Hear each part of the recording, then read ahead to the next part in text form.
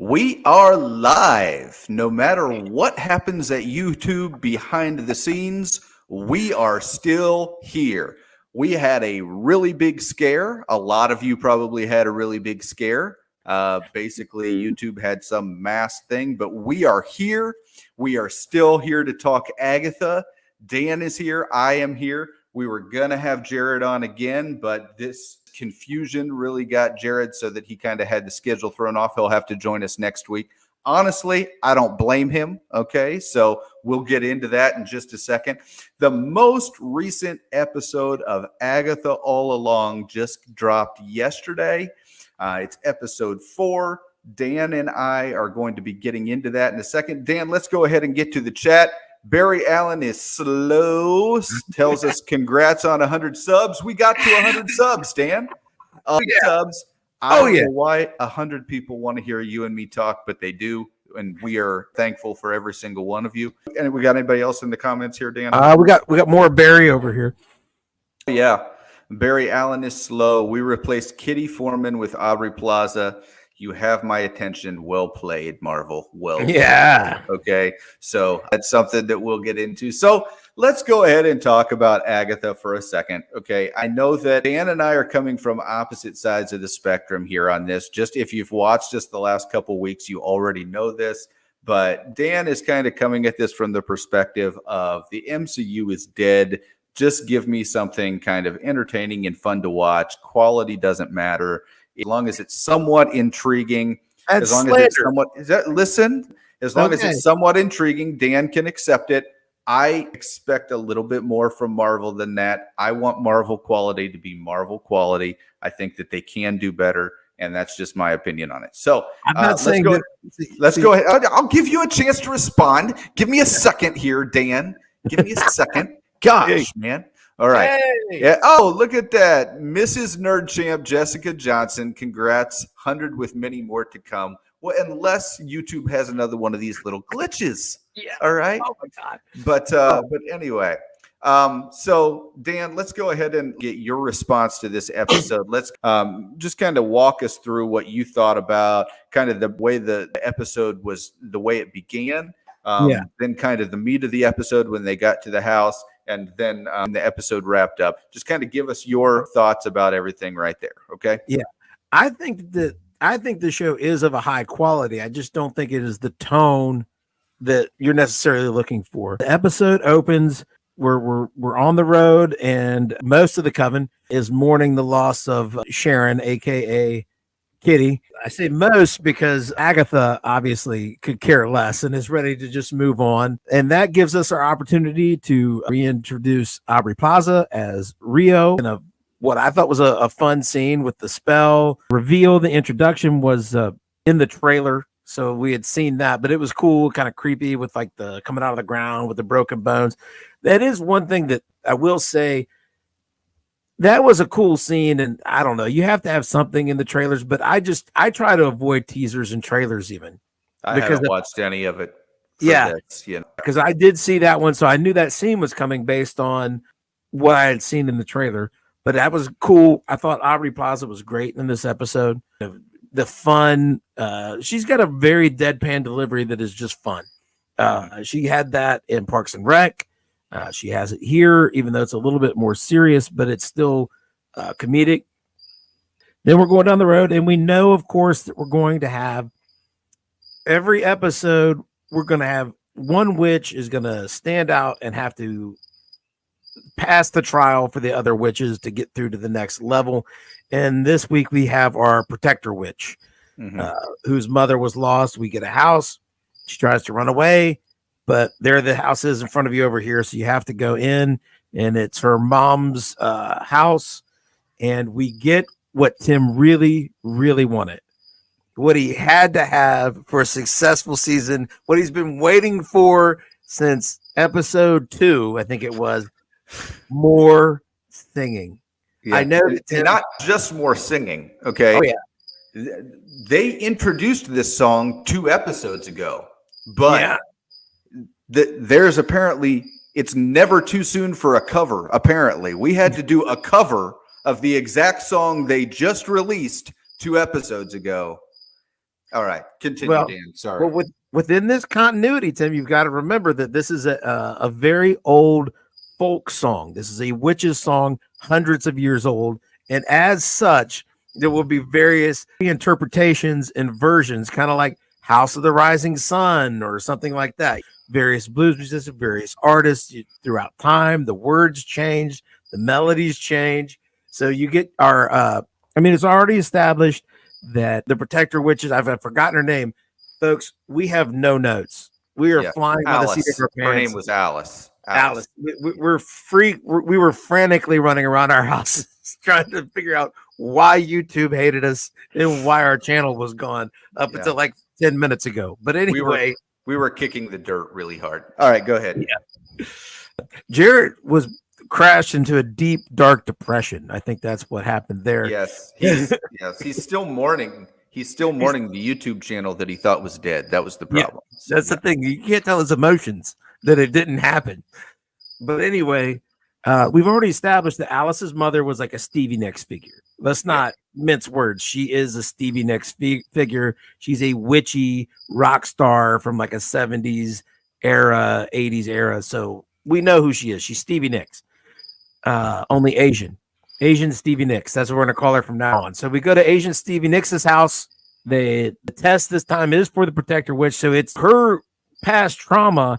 And at the same time, also her week to do the task, which is different because in week 1, the house wasn't really specifically associated with anyone. And yet our potion witch had to overcome the task. With this one, we doubled down with Alice and we had to fight a demon by singing a song, Tim. And what's a better way to fight a demon than to sing a song at it? Because listen, it's a show about witches, Tim. I understand that. Witches chant, witches sing, witches do these things. This is what witches do. It's a show about witches.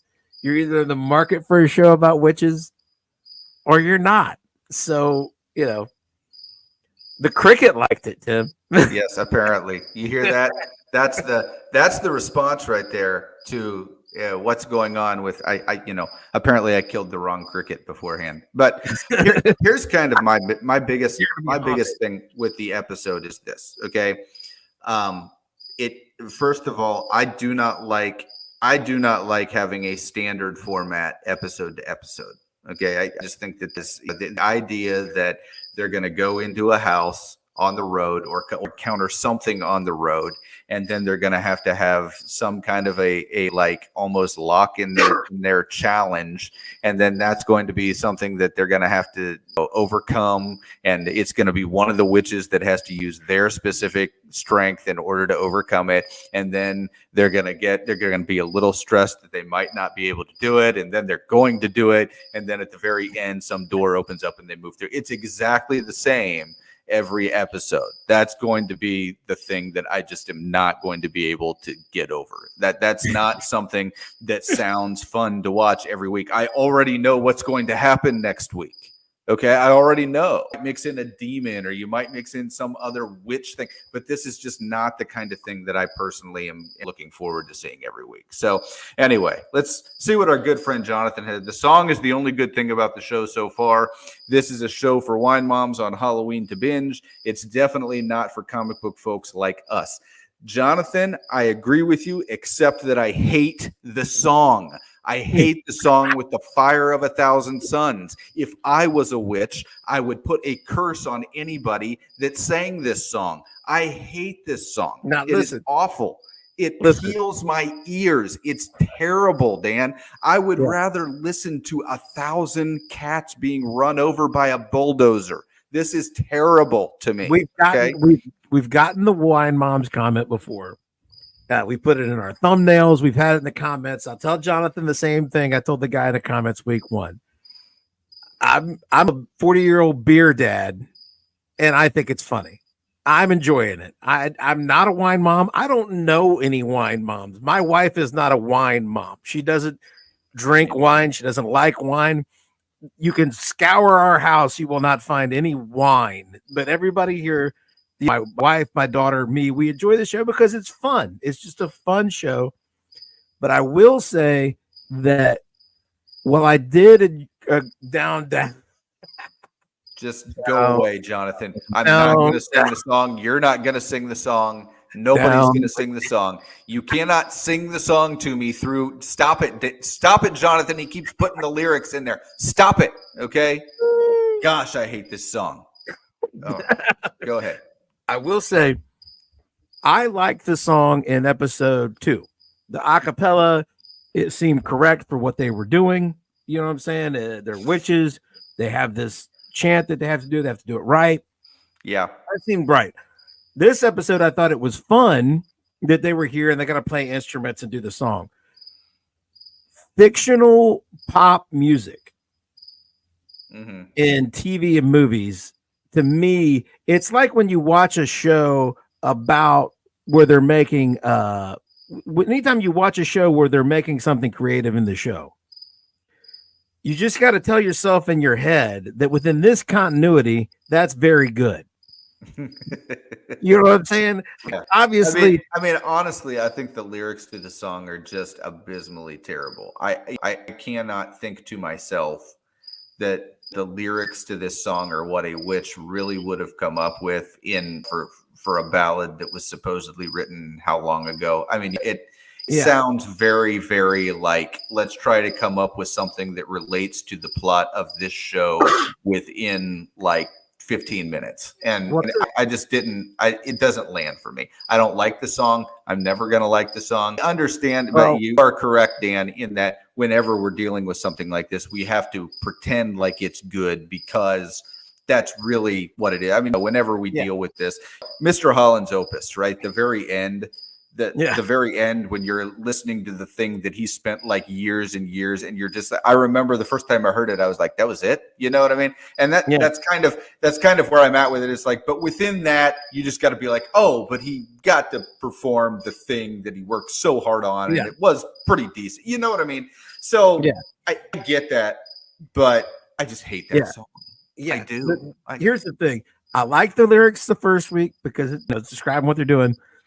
The sound this week, it was supposed to sound like a lost Stevie Nicks song because that's what it did not. It did not capture that mood. Fictional rock music is never good. There's one example of where they nailed it, and it's that movie Eddie and the Cruisers, that song On the Dark Side. You're like that, and it is a hit. The only reason that movie exists is because the song was good. But when the movie is good, the song is bad. You can't get the good writers all at the same time, I guess, is the problem. But the other thing, the lyrics this week were different than the lyrics in the first week because this was the rewritten version. I didn't even notice. I'm not going to lie. I didn't even notice. You didn't notice, and you should have paid attention because you'd have a whole other thing to be upset about. I fell asleep during the first one, and then during the second one, I was just like, "This is the same stupid song," so I didn't even listen. They stated in the dialogue that they made this amazing discovery that her mother's version was a protection spell to protect the daughter, and it's like it was an epiphany that they had, right? But when they sang the lyrics, it was so obviously a protection spell. Yeah. It was not hidden at all. It's just like when you're watching Frozen 2 and she's just like, remember that song that our mom used to sing us when we were in bed? Oh, that's telling us where she's located all these years later. No, it's stupid. Okay? And the song lyrics are like, turn left at the exactly. You know, walk until you find the beehive and look for the X, right? I mean, come on. Like, so anyway, there was a little bit of that in this as well, where you're just kind of shaking your head and saying, this is so obviously protection. Yeah, I agree with that. That's definitely a thing. Yeah, it was very like this epiphany should have happened like 30 years ago. So let's talk for a second about a couple things about the episode. First of all, they're still dancing around who Teen is. Okay. Yeah. We all know that he's Wiccan. That's already been kind of leaked that he's Wiccan.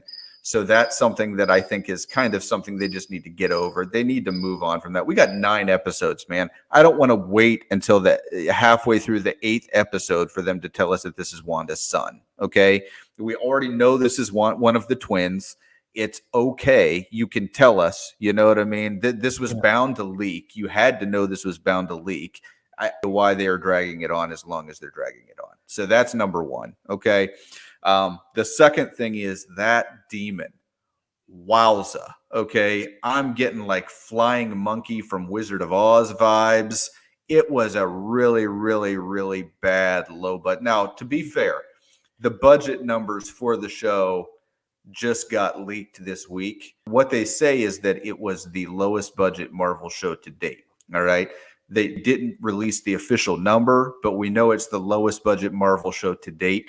The lowest one before this was Echo at 40 million. So think about that. 40 million, less than $40 million to make 9 episodes. So when I look at the demon, it makes sense, but that doesn't make it acceptable. It looked bad, man. It looked CW bad. It looked PS2 bad. Okay. Like it looked real. Like, I think if you give me enough time in my little studio that I have set up to do graphic design, which is my kitchen table, I might could do something better. Okay.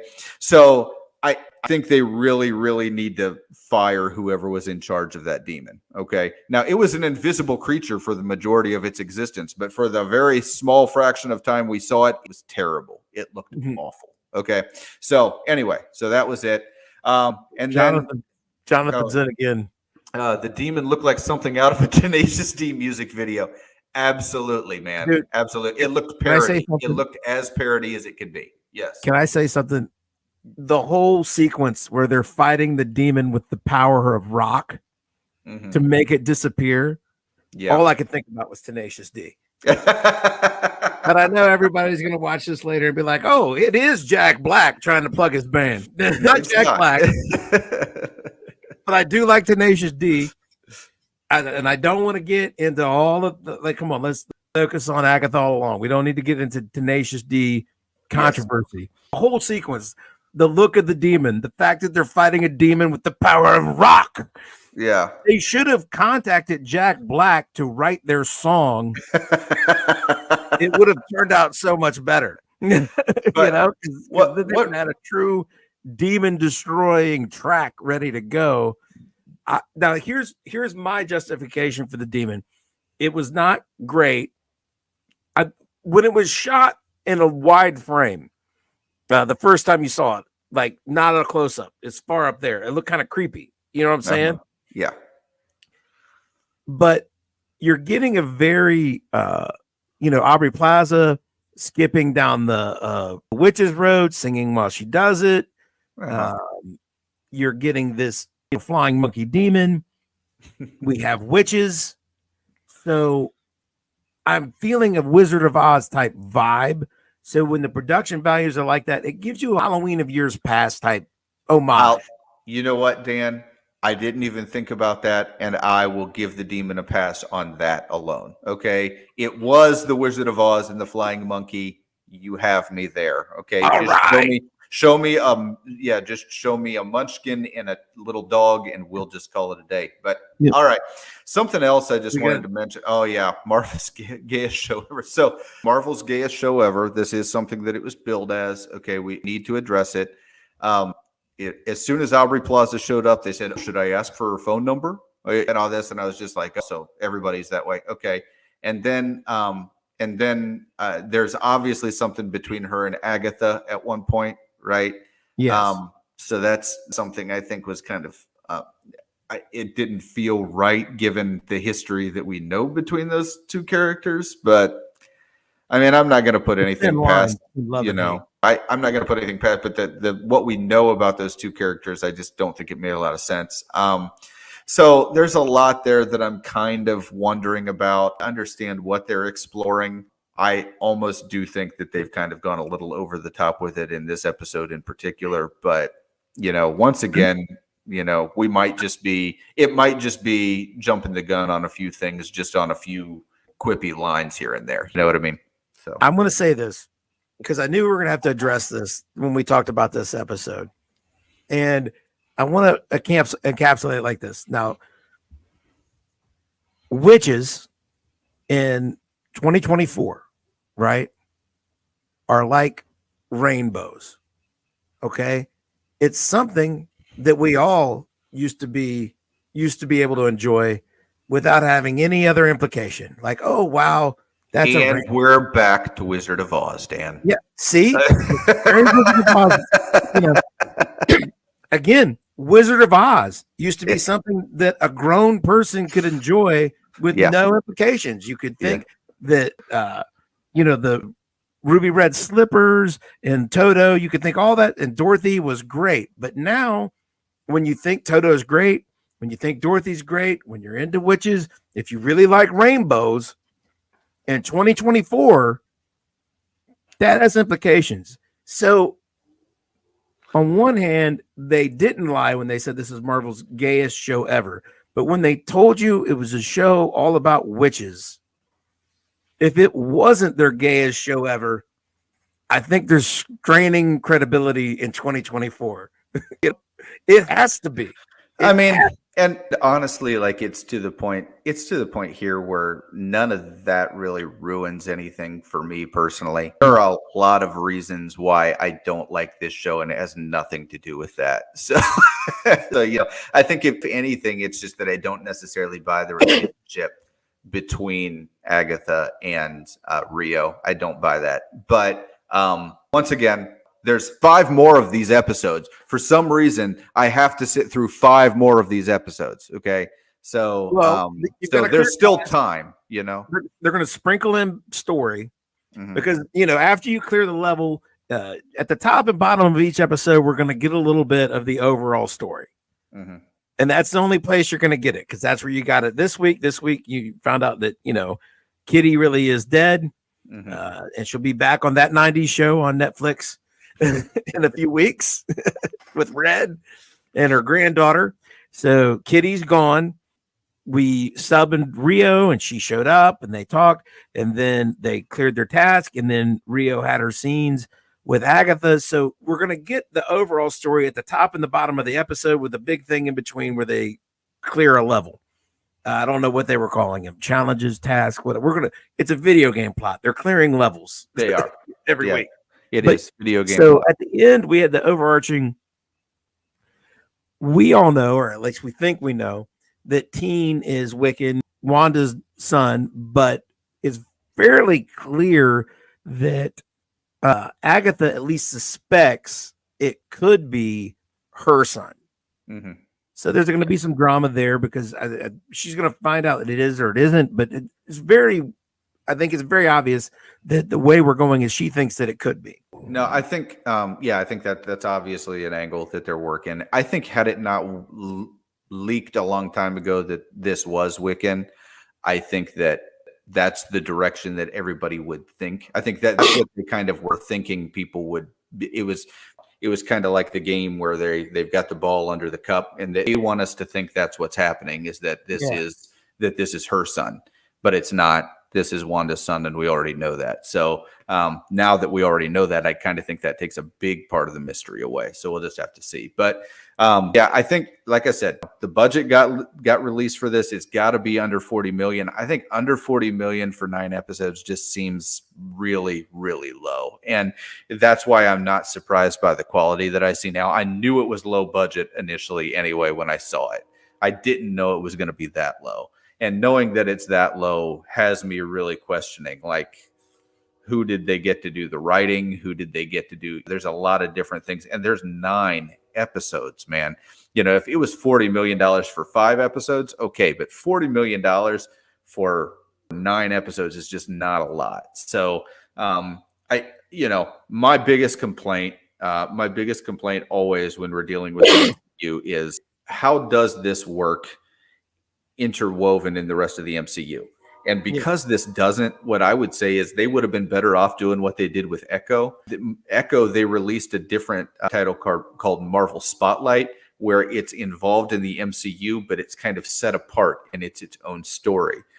Something that you wouldn't really need to watch the rest of the MCU for in order to enjoy. I almost think this should have been released under the Marvel Spotlight instead of Marvel Studios. That's just kind of what I think. It would have made a lot more sense. I feel like if you're going to do something Marvel Studios, it really should be integrally interwoven in the rest of the MCU. And I wouldn't have wanted this that way anyway. But if you're going to do something like this, you got to have something that ties to the greater MCU. I think Wiccan is going to be that thing. That's what they're going to try to push for, because they're obviously pushing for a Young Avengers project that nobody wants to see. But Yeah. See, I honestly feel like that's what they're trying to do. The They're trying to use this series to set that up. the greater MCU is a garbage dumpster fire of awfulness, Tim. Oh, it is. And I've admitted that. Dan. Yeah, but so that just because tie anything into that is just going to ruin your good time. it's already ruined my good time, Dan. It's going to ruin my good time either way. I do this show with you, okay, where I have to sit here and talk about it regardless, so it doesn't matter. Okay, but yeah, it's not going to connect to that. It doesn't have to. This is a fun Halloween semi-spooky story about witches set in the Marvel universe. And it doesn't have to save the universe. You've already saved the universe. You can't save the universe every movie and every TV show. There's a certain level where I just say to myself, if I'm going to be watching something Marvel, okay, I need to watch something that's captivating.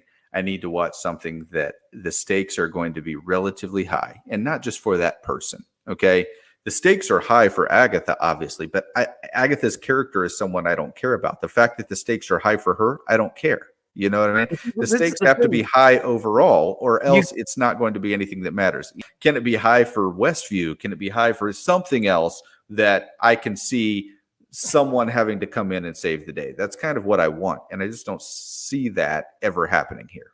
You know what I mean?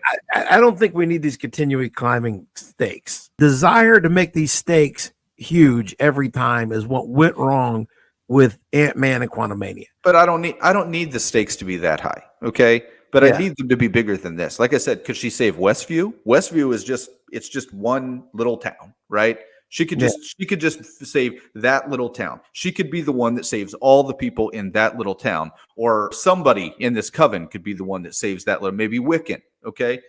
But just to have this whole thing be whether or not Agatha gets her powers so she can find out what happened to her son, that's not enough for me. You know what I mean? I don't know. I'd see again.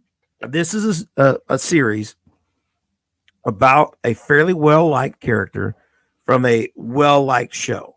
Yes. And if you watch that show and you enjoyed that character, you could have surmised exactly what this show was going to be, and more or less it is that.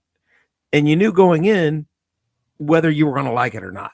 You know what I'm saying? Because even if you liked her in that context of that show, you got a good idea who she was, and maybe you weren't interested in seeing her as a solo act, but you'll know going in whether you are or you're not. But I was going to say the Aubrey Plaza Agatha thing, it kind of worked for me.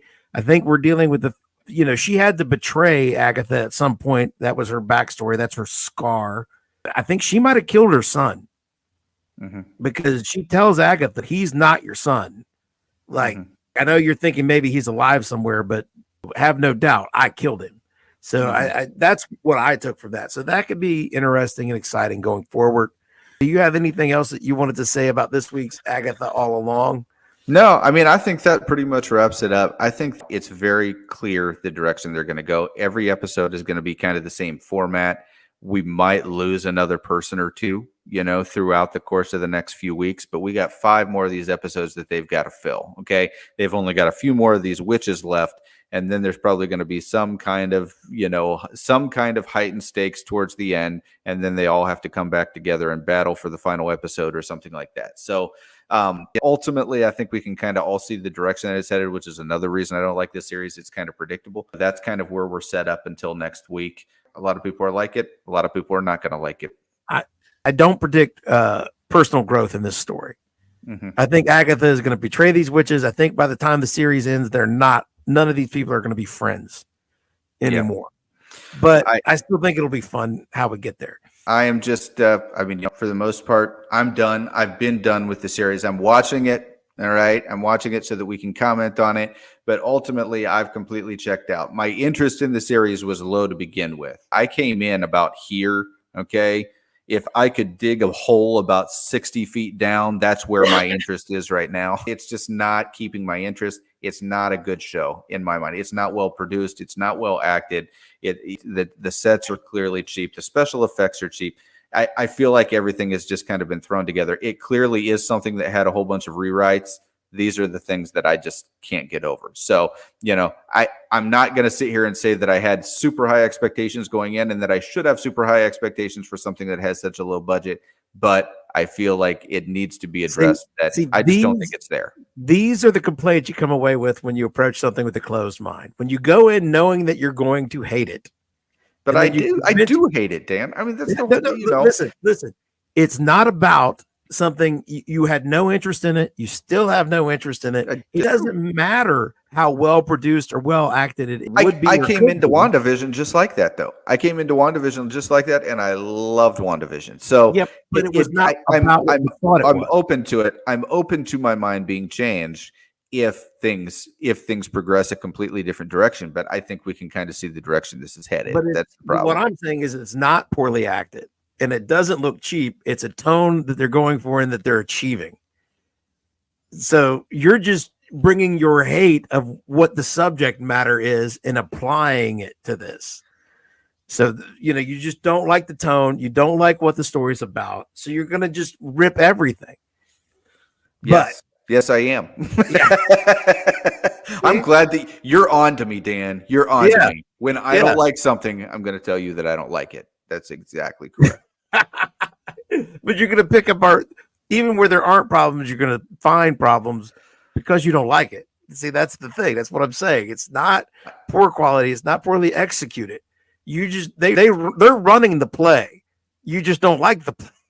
You know what I'm saying? The play got tackled about 5 yards behind the line of scrimmage, in case you're curious. How many videos we got? Do you still have your phone up there? Do you know how many videos we got? Let's take a look and see if we're. Let's give everybody a live update of the status of Nerd Champs. Yeah, the videos as of this moment, we are up to.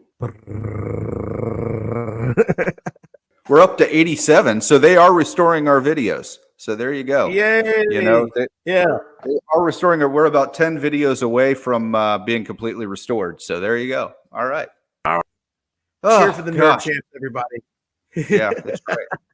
So it had a hiccup for a minute, guys. We were very, very scared about it. But hey, we are very excited about Agatha and what could be possibly coming. Dan is excited because he likes the show. I'm excited because I get to come up here and put my critical muscles to flex every week. It's going to be a lot of fun. So join us next week. We hope to have Jared with us. And remember, if you haven't subscribed to the channel yet, go ahead and do it. We definitely love having good banter with everybody back and forth, and then you'd be able to see when our videos come up. So, hey, thanks so much. Be good, and we'll see you guys next week.